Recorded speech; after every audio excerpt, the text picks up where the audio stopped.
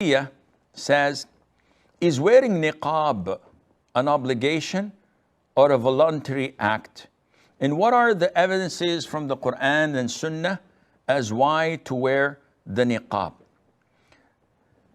Niqab is what is known as a face veil.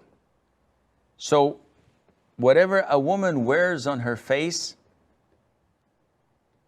this veil with an opening for the eyes, this is called niqab.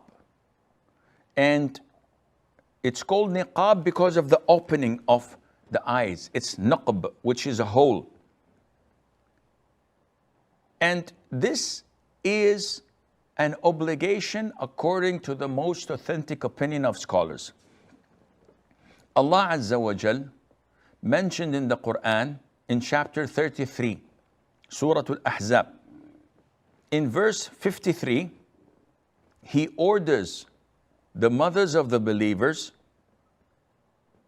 who are the wives of the Prophet ﷺ, to communicate with companions of the Prophet from behind a hijab.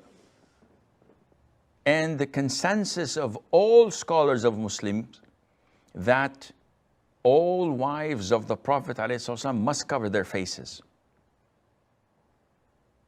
There's no difference of opinion upon them or among them. All wives of the Prophet ﷺ must cover their faces. And this ayah 53, whenever you ask for utensils from them, ask from behind a screen. This is purer for your hearts and their hearts. So this is total segregation. You cannot see the wives of the Prophet ﷺ faces. This is verse 53.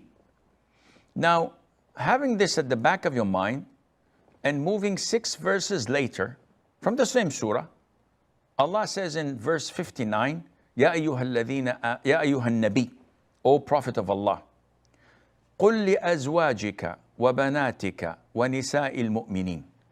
Command your wives, your daughters, and the women of the Muslims, يُدْنِينَ عَلَيْهِنَّ مِنْ جَلَابِيبِهِنَّ, to lower down from their garments.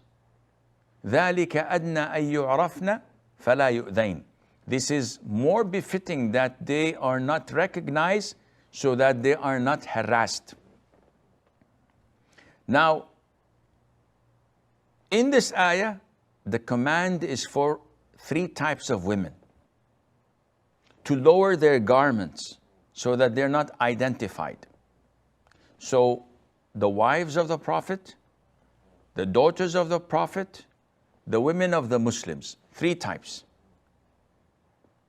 Now, if you compare this ayah to verse 53, where it commands the wives of the Prophet to cover their faces, if you come and compare this ayah to this ayah, the command in this ayah is for what?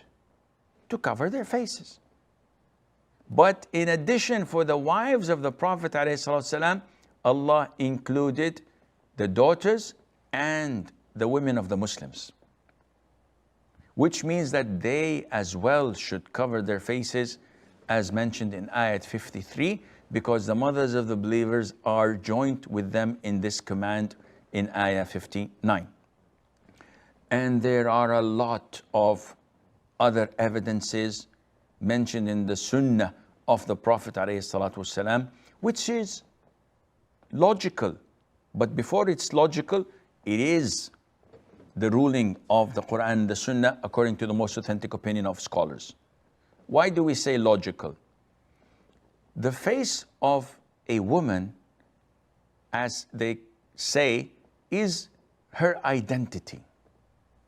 If her identity is open to all, this is what includes features of beauty. This is when she smiles or frowns. This is where expressions happen. And if this is exposed, then those with illnesses in their hearts will be surely tempted. And when the Prophet ﷺ showed us the process of getting married, he commanded us to look at the woman we are interested in getting married. A man came to the Prophet ﷺ and said, "O Prophet of Allah, I proposed to so-and-so from the Ansar." So the Prophet said, "Did you look at her before you propose?" He said, "No." The Prophet said, "Go and look at her." This means that if the woman was walking in the streets of Medina, going to the shopping centers or to shops or to the masjid, and she was unveiled, the Prophet would not have told him to look at her because the man can see her. But this indicates that every woman, according to Mother Aisha, used to wear the veil and cover from head to toe. There are so many examples that we can talk about, but this is not the time. It is safer for a woman to hide her identity, to hide her beauty, so that she is not harassed. A woman wearing the niqab, no one would come and say, "Whoa, what a beautiful look, what a gorgeous woman." Nobody would whistle to her. But a beautiful woman who is not covered, she would probably be harassed in such a awful and disrespectful fashion.